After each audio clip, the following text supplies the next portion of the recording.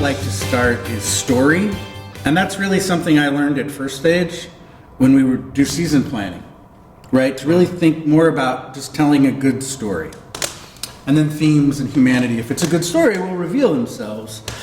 And, you know, the thing about Arthur, one of the many things, is there are a million stories. I mean, does the epic volume of Arthur's stories to draw from with the books and the show and just the volume of that. And I found myself really interested in the books, the original Mark Brown books. And so where I landed was, it seemed to me, because we had the option of just adapting a single book or create something whole cloth new, and I wanted to sort of look at both, find inspiration from the books, but to craft something new for now. But there were so many options, right? In some ways it was paralyzing to have so many options. And what I eventually landed with was that it seems like every day this kid wakes up and is facing some new challenge or obstacle that he's not entirely sure how to navigate. And over the course of the book or an episode, he learns, right? Which is what young people do, right?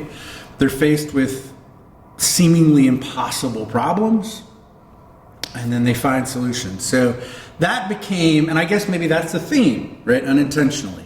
But that became like the core of what I wanted the show to be, was that Arthur,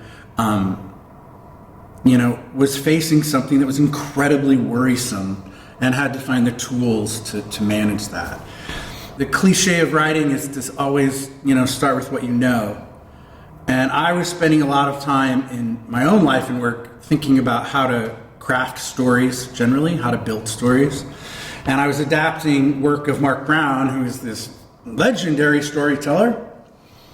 And so it landed to me that the play should be about his challenge of having to write a story and how impossible that seems and how to find success in that.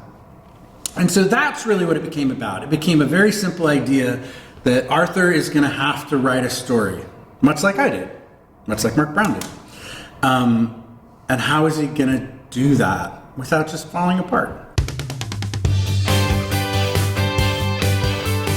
As much as I can, I always try to start with what John has given me as opposed to anything outside of that, because I really want to honor what he's bringing to the play and what he's bringing out in the characters. And John had created this world where, first of all, the characters have very specific voices. And so one aspect of writing music is about identifying some sort of musical feature that can bring to life, something that the character already innately has. So whether that's, Muffy's love of fashion or Francine's social activism, and using that to sort of inspire musical choices.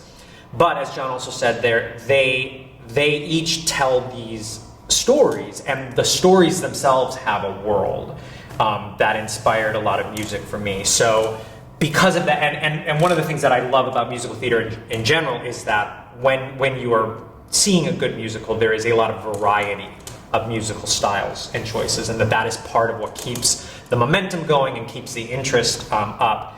And so, for example, we have sort of music that takes us to this Victorian, vaguely Londonish world where there is a mystery and a thief.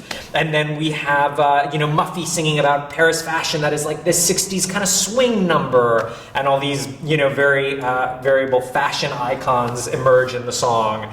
And Arthur, one of the key things that I think comes out from Arthur as a character is this driving sense of anxiety and worry that that he's constantly behind on life and constantly failing.